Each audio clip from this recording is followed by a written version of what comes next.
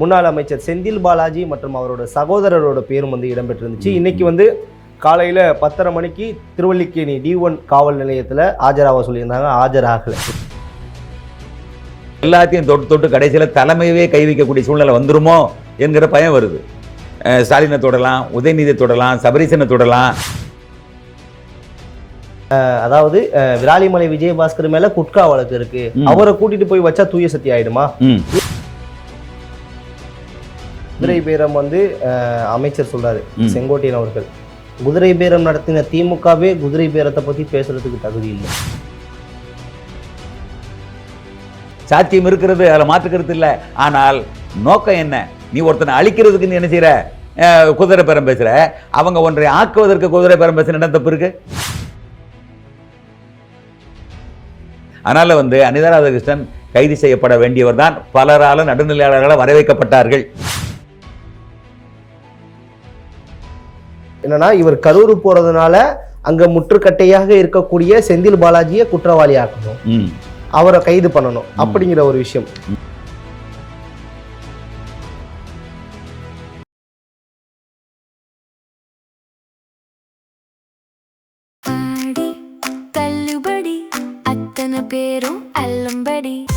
முதல் 60% வரை ஆடி தள்ளுபடியுடன் சூப்பர் சரவணா ஸ்டோர்ஸ், சென்னை, மதுரை, கோவை.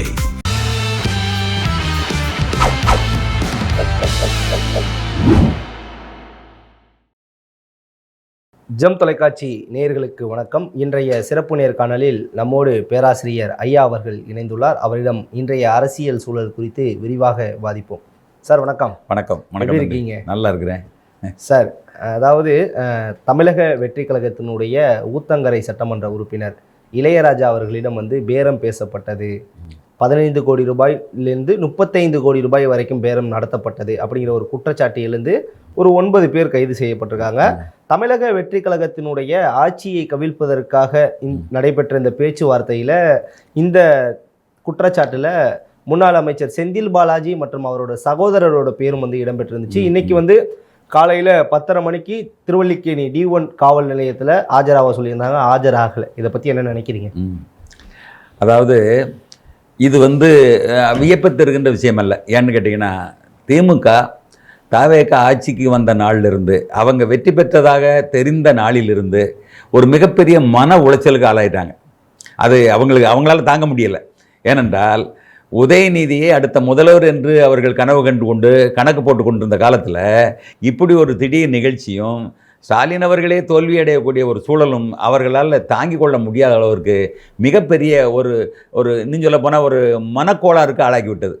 அதனால் எப்படியாவது எதையாவது செய்து இதன் தயார் பண்ணணும். ஏன்னு கேட்டிங்கன்னா, இவர்கள் வந்து திமுக அண்ணாமலை கட்சியினுடைய ஊழல்களை வந்து வெளிப்படுத்துறதுக்கு தொடர்ச்சியாக செயல்படுறாங்க. அது 5 ஆண்டுகளுக்கு முன்னால் அண்ணாமலையுடைய ஊழல் வந்து எல்லாருக்கும் தெரியும். அது ஓரளவுக்கு அளவோட மட்டுக்குள்ள பெரிய வந்து இது இல்லாமல் இருந்தது. ஆனால் இந்த 5 ஆண்டு திமுக ஆட்சியில் எவ்வளோ பெரிய அதிருப்தியை உண்டாக்கணுமோ அவ்வளோ அதிருப்தியை எல்லா மட்டத்திலும், கல்வி நிறுவனங்களாக இருந்தாலும் சரி, அல்லது மற்ற கட்டுமான நிறுவனங்களாக இருந்தாலும் சரி, அல்லது வந்து உங்களுக்கு ஒப்பந்த தொழிலாளர்களுடைய எல்லா நிறுவனங்கள்லையும் அதாவது சொல்ல முடியாத துயரத்தை சந்தித்து மன அழுத்தத்துக்கு ஆளாக இருந்திருக்கிறாங்க. இதுதான் அங்கே உள்ள நிலைமை. இவர்கள் இதை வெளிப்படுத்த அவர்களுக்கு வந்து பயம் கூடுது, தடுமாற்றம் வருது. ஆட்டை கடிச்சு மாட்டை கடிச்சு கடைசியில் மனுஷனை கடித்த மாதிரி எல்லாத்தையும் தொட்டு தொட்டு கடைசியில் தலைமையவே கை வைக்கக்கூடிய சூழ்நிலை வந்துருமோ என்கிற பயம் வருது. ஸ்டாலினை தொடலாம், உதயநிதியை தொடலாம், சபரீசனை தொடலாம், இன்னும் அவர்கள் யார் வளையணும்னா அத்தனையும் தொடலாம். எப்போ இதை நெருங்கி போனால் அப்படி ஆயிரும். இன்றைக்கி வந்து ரேவா வேலு வந்து அங்கே போய் படுத்துட்டார். இன்றைக்கி வந்து கண்காண இடத்துல வந்து செந்தில் பாலாஜி அவருடைய தம்பி வெளியே போயிட்டாங்க. அவங்கள வந்து வெளிநாட்டுக்கு தப்பிச்சு போகிற அளவுக்கு நினைச்சிருக்காங்க, முடக்கியிருக்காங்க. அந்த அளவுக்கு முடக்கியிருக்காங்க. அதை தாண்டி ஜெகத்ரட்சனுடைய மகன் வந்து தாவைக்கல இணையறாரு. அதே போல் இன்னும் பலர் இணைஞ்சிக்கிட்டு இருக்கிறாங்க. கட்சியினுடைய வாரிசுகளே, நம்முடைய அழகிரியினுடைய மகள் கைல்விழி கூட அங்கே மாறுவதற்கு அனுமதி கேட்டதாக தெரிகிறது. இது போல ஒன்றல்ல, பல நிகழ்வு நடந்துக்கிட்டு. சட்டமன்ற உறுப்பினர் தீநகர் அவங்களுடைய பெண் இணைஞ்சாங்க, பின்னாடி இணைஞ்சிட்டாரு. அதான் அந்த மாதிரியான ஒரு சூழல் இன்னைக்கு எங்கு பார்த்தாலும் அப்படி இருக்கு. அப்போ அவர்களுடைய பயம் வருங்காலத்தில் இந்த மாதிரி நெருக்கடியை கொடுத்து நம்மளை ரொம்ப மோசமாக ஆட்டி படைச்சிருவாங்க போல இருக்குன்னு பயம் வருகின்ற பொழுது என்ன இழந்தாலும் பரவாயில்ல, ஆயிரக்கணக்கான கோடி இழந்தாலும் பரவாயில்ல, இதை வந்து நம்ம அசைச்சிடணும்னு நினைக்கிற முயற்சியில் தான் இந்த வேலையை பார்த்துருக்காங்க. அவர் தெளிவாக சொல்கிறார், என்கிட்ட பேசுனாங்க, வெளியே சொன்னால் நாங்கள் வந்து விளைவுகள் வந்து மோசமாக இருக்கும்ங்கிறது எச்சரிக்கையும் பண்ணாங்க. அப்படிங்கும்போது இதெல்லாம் நல்லா யோசிச்சு பார்த்தீங்கன்னா அது அவருடைய வழிகாட்டுதலின் பேரில் நடந்திருக்குங்கிறதுக்கு முகாந்திரம் இருக்குது. ஓகே சார், இப்போ நீங்கள் இந்த ஒரு பெரிய குற்றச்சாட்டை வந்து ஒரு விஷயமா சொல்கிறீங்க.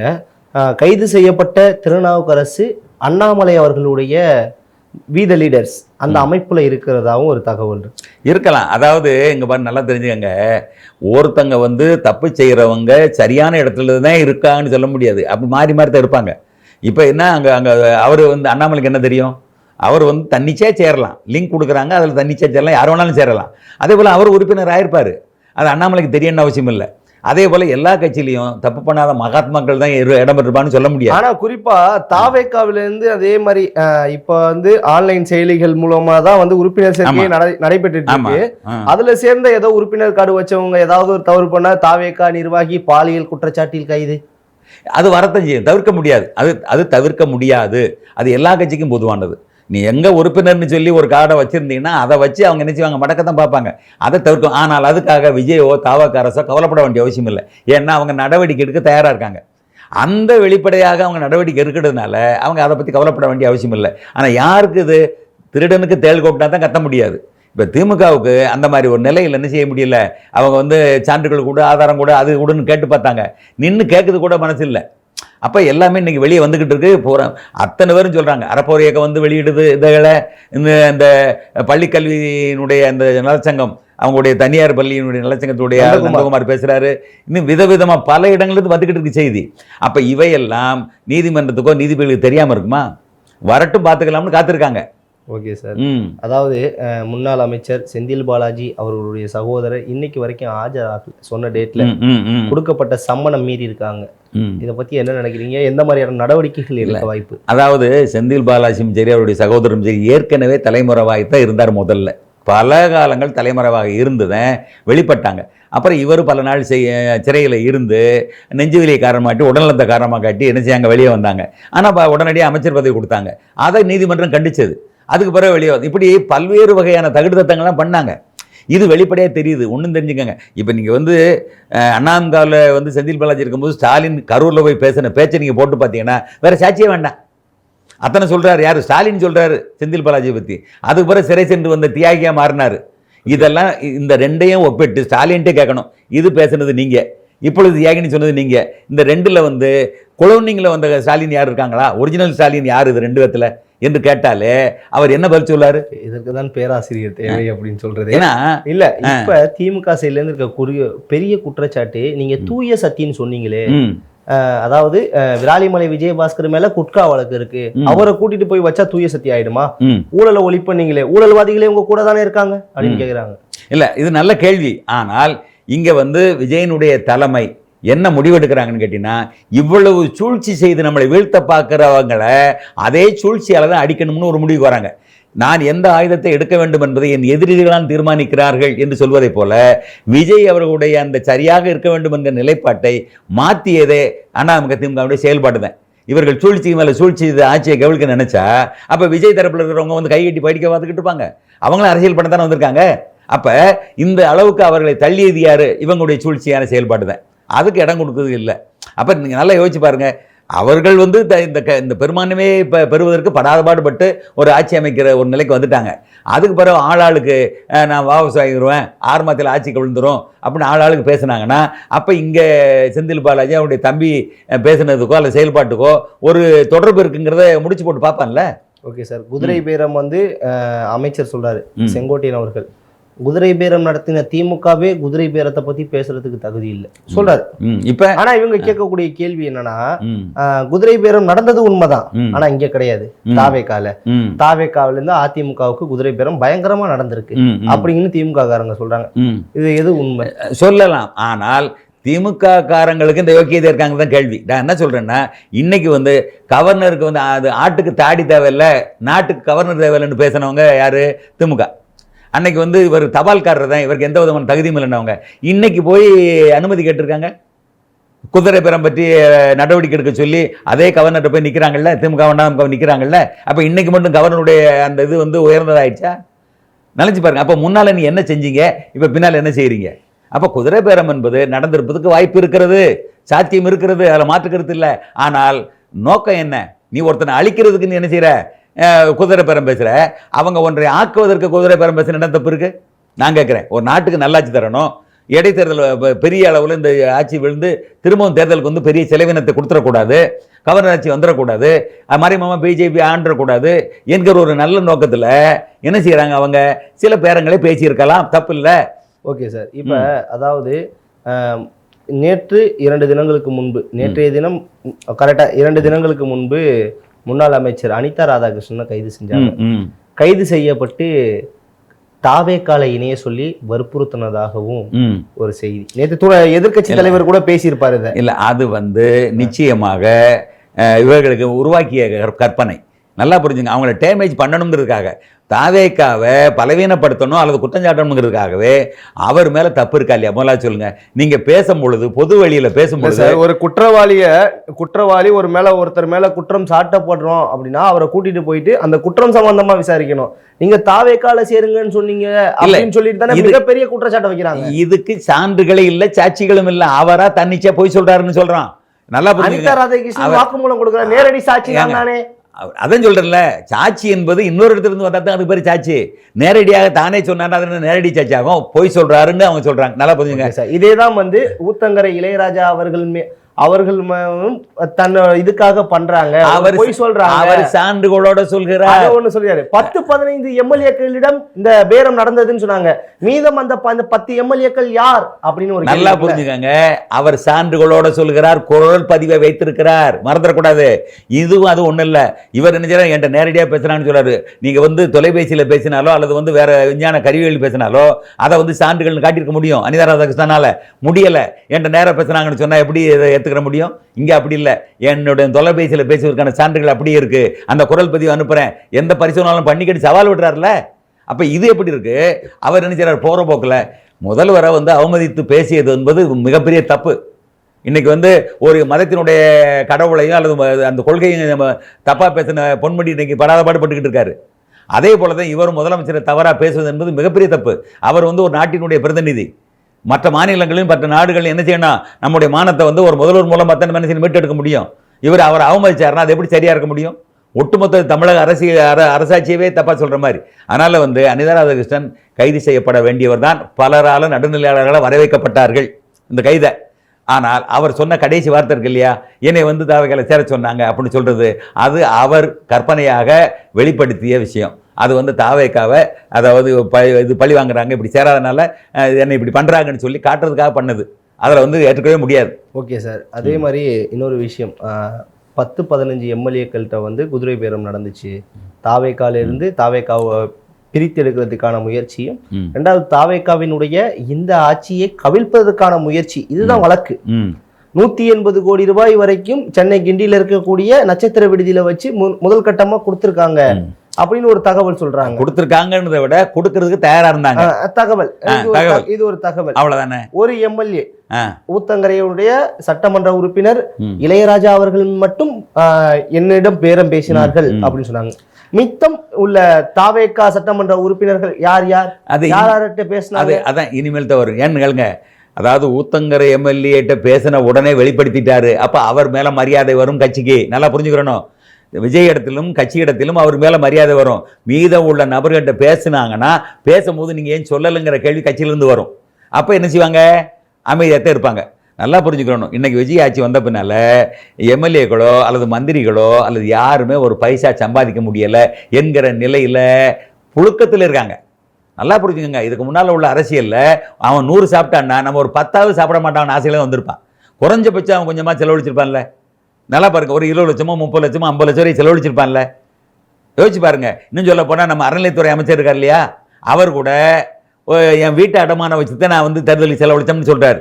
அப்போ அப்படி செலவழித்த அவர்களெல்லாம் எந்த விதமான வருமானம் இல்லாமல் தனக்கு கூட அலையக்கூடிய அந்த அல்லக்கைகள் எல்லாம் ஒரு டீ வாங்கி கொடுக்க, சாப்பாடு வைக்க, தங்கி வைக்கிறதுக்கு, போக்குவரத்துக்குடைய காருக்கு எரிபொருள் நிரப்ப, இதுக்கெல்லாம் அவங்க என்ன செய்வாங்க? அப்போ ஒரு மனப்போராட்டத்துக்கு ஆளாகிறாங்க. நம்ம எம்எல்ஏ ஆனோம்னா எந்தையாவது ஒரு வகையில் நல்லபடியாக முன்னேறலாம்னு நினச்சிருப்பாங்க பொருளாதார ரீதியாக. அதுக்கு எல்லா வகையிலையும் தடையாக ஆகிப்போச்சு. அப்போ என்ன செய்கிறாங்க, பலவீனமானவங்க இருப்பாங்க, எப்பா நம்மளுக்கு அரசியல் வாழ்க்கை வேண்டாம், இனிமேல் அவன் 35 கோடி 50 கோடி தரமுன்றேன், வாழ்நாளில் 3 தடவையும் நம்ம சம்பாதிக்க முடியாது, வாங்கிக்கிட்டு நம்ம வாட்டுக்கு என்ன செய்ய இருந்துக்கிட்டானே என்று ஒரு மனம் வந்துச்சுன்னா என்ன செய்வீங்க? வாய்ப்பு இருக்குது, சராசரி மனிதன் தானே, ஏன்னா இங்கே எந்த விதமான வாய்ப்பும் இல்லை. அப்போ அப்படி ஒரு லம்பாக ஒரு பணம் வந்துச்சுன்னா வாங்கிட்டு நம்ம செட்டில் ஆகிட்டு நமக்கு அரசியலே வேணாம்னு ஒதுங்கிடுவோம் அப்படின்னு நினைக்கிறது என்ன தப்பு இருக்குது? Okay sir. அதே போல் மாண்புமிகு அமைச்சர் ஆதவ் அர்ஜுனா அவர்கள் ஒரு மேடையில் பேசுகிறார், எனக்கும் கரூருக்கும் ஒரு கணக்கு இருக்குது, அதை முடிக்காமல் விட மாட்டேன் அப்படின்னு. இப்போ வருகின்ற 10ஆம் தேதி மாண்புமிகு முதலமைச்சர் திரு ஜோசப் விஜய் அவர்கள் கரூர் போறாரு. இவர் நிறைய விமர்சனம் என்னன்னா, இவர் கரூர் போறதுனால அங்க முற்றுக்கட்டையாக இருக்கக்கூடிய செந்தில் பாலாஜியை குற்றவாளி ஆக்கணும், அவரை கைது பண்ணணும் அப்படிங்கிற ஒரு விஷயம். இரண்டாவது, எம்ஆர் விஜயபாஸ்கர் அவர்கள் வந்து தன்னுடைய சட்டமன்ற உறுப்பினர் பதவியை ராஜினாமா பண்ணியிருக்கார். கரூர்ல இடைத்தேர்தல் வரப்போகுது, அங்க வந்து செந்தில் பாலாஜி அப்படிங்கிற ஒருத்தரை வந்து வில்லனா ஆக்குனாதான் நம்ம ஹீரோவா தெரிய முடியும், அந்த நோக்கத்துல செயல்படுறாங்க தாவேகா. ஏற்கனவே அவர் கரூர்ல நிக்காம தானே அங்க கோவைக்கு போனாரு, இப்ப என்ன புதுசா அவருக்கு ஒண்ணும் கிடையாது. அதாவது ஏற்கனவே அந்த 41 பேர் இறந்த விஷயத்தில் அங்கே உள்ள மாவட்ட செயலாளர் தான் என்ன செய்யிருக்கார், திரைக்கு போயிருக்கார். மதியழகன் தான் சிறைக்கு போயிருக்கார். அப்போ மதியழகனுக்குரிய வாய்ப்பை விட்டுட்டு எம்ஆர் பண்ணி இவருக்கு விஜயபாஸ்கர் கொடுப்பாங்க, கொடுக்கலாமா? தன் கட்சியில் சேர்ந்து உழைச்சி ஒரு தியாகம் செய்து நெருக்கடியான நேரத்திலாம் கூட நின்ன மதியழகனுக்கு கரூரில் சீட்டு கொடுக்காம எம்ஆர் விஜயபாஸ்கர் கொடுத்தா அது சரியா? யோசிச்சு பாருங்க. அதே போல் இந்த 7 தொகுதியிலையும் அங்கங்கே நின்று தோத்த தாவேகா கட்சிக்காரங்க இருக்காங்கல்ல, அவங்களுக்கு வாய்ப்பு கொடுக்காம புதுசாக சேர்ந்த விஜயபாஸ்கருக்கோ அல்லது மற்ற ஆட்களுக்கோ அண்ணாமக்காரங்களுக்கோ கொடுத்தா அது வந்து நேர்மையான முறையா? ஓகே சார், அதாவது தப்பு இல்லையா? அதாவது விஜயபாஸ்கர் அவர்கள் முன்னாள் அமைச்சர், அதாவது குட்கா வழக்கில் குற்றம் சாட்டப்பட்ட ஒருத்தர், ஓகேங்களா? இப்போ தாவேக்கால சேர்ந்ததுக்கு அப்புறம் வந்து அவர் நிரபரையெல்லாம் ஆயிட முடியாது, குற்ற வழக்கு முடிகிற வரைக்கும் குற்றவாளி. ஆமாம் ஆமாம். ஓகே, இப்போ அவர் வந்து தேர்தலுக்கு முன்னாடி ஒரு பெரும் சவாலை விட்டார். அதாவது தமிழ்நாடு ஃபுல்லா எல்லா ஊர்லயும் விஜய், ஆனா விராலிமலையை பொறுத்த வரைக்கும் நான் தான் விஜயபாஸ்கர் தான். இப்படி இருக்கும்போது இடைத்தேர்தல் வருது, விஜயபாஸ்கரை தாண்டி யாராவது ஜெயிச்சிட முடியுமா? நான் விஜயபாஸ்கருக்கு இடம் கொடுக்க கூடாதுங்கிறேன். உண்மையிலேயே விஜய் அவர்கள் தன்னுடைய கொள்கையில உறுதியாக இருந்தால், அதாவது நேர்மையாக இருப்பேன், மக்களுக்காகத்தான் நான் ஆட்சி நடத்திக்கிட்டு இருக்கேங்கிற அந்த கொள்கையில உறுதியாக இருப்பாரானால் வந்து சேர்றவங்க சேரட்டும், யார் வேணாலும் சேரட்டும். ஆனால் வந்த பின்னால இந்த கட்சி கொள்கைக்கு ஏற்றவாறு எனக்கு ஏற்றவாறு நேர்மையாக இருக்க பழகணும். ஒன்று, அது நேர்மை தவறி சம்பாதிக்கலாம்னு நினச்சி வந்தாங்கன்னா அது வந்து அவர்களுக்கு சிரமம் தரும். அடுத்து, ஏற்கனவே முன்னால் தப்பு பண்ணியிருந்தா அந்த தப்புக்குரிய தண்டனை சட்டப்படி பெற்று ஆகணும் சட்டமன்றத்திலே சொல்லியிருக்காரு என்று அவர் வந்து ஏற்கனவே சொன்னதை வந்து நினைவுபடுத்துவார். அதனால இன்னைக்கு விஜயபாஸ்கர் யாரு போனாலும் சரி, எவர் போனாலும் சரி, அவருடைய அந்த விருப்பத்திற்கு மாறாக இவர்கள் செயல்பட ஆரம்பிச்சா இவங்களுக்கு வாய்ப்பு கொடுக்க கூடாதுங்க ஏங்கிறது. அதாவது தாவேக்கா எதிர்காலம் நல்லா இருக்கணும்னா வர்றவங்க பூரா வரட்டும், ஆனா வந்தவங்க எங்களுடைய கட்சி கொள்கைக்கு ஏற்றவாறு சரியாக இருக்கணுங்கிற ஒரு உறுதியை மொழி கொடுக்கணும் அவங்க. Okay sir. பொதுச் செயலாளர் மாண்புமிகு அமைச்சர் புஷி ஆனந்த் அவர்கள் ஒரு வார்த்தை சொல்றாரு, நீங்க மாற்று கட்சியிலேருந்து சகோதரர்கள் எல்லாம் வந்துட்டீங்க, உங்களுக்கான சரியான அங்கீகாரம், உங்களுக்கான பதவி தலைவர் சொல்லுவார் அப்படின்னு சொல்றாரு. அப்ப ஏதோ ஒரு பதவி கொடுக்க போறாங்க இல்ல? அதுதான், அதைத்தான் சொல்றேன். அப்படி கொடுக்க போற பதவி கூட தாவேக்கா தொண்டர்களுடைய இந்த பொறுப்பாளர்களுடைய அதிருப்திக்கு தான் ஆளாகும். நம்ம இது நாள் வரைக்கும் உழைச்சிருக்கிறோம், பல வருடங்களாக அவருக்கு வந்து ரசிகராக இருந்து பல செயல்களை செஞ்சுருக்கிறோம், மக்கள் பணியை பார்த்துருக்குறோம். இன்னைக்கு வந்தவங்களுக்கு ஒரு பொறுப்பு கொடுத்து அழகு பார்த்தாங்கன்னா அது அவங்களுக்கு ஒரு அதிருப்தியை உண்டு பண்ணும். மம்தா பானர்ஜி 15 ஆண்டுகளாக தொடர்ந்து அரசியலில் இருந்தவங்க, வெற்றி பெற்று அத்தனை பேரும் நல்ல சுகபோகமாக அனுபவிச்சவங்க, இன்னைக்கு அத்தனை பேரும் பிச்சுட்டு போயிட்டாங்க.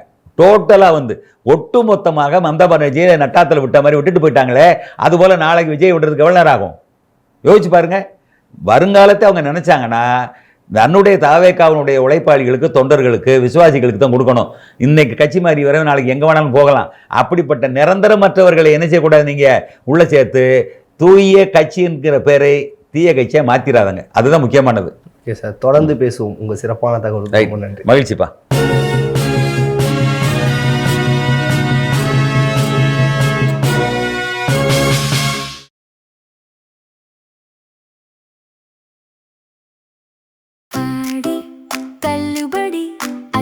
பேரும் அல்லம்படி 6 முதல் 60% வரை ஆடி தள்ளுபடியுடன் சூப்பர் சரவணா ஸ்டோர்ஸ், சென்னை, மதுரை, கோவை.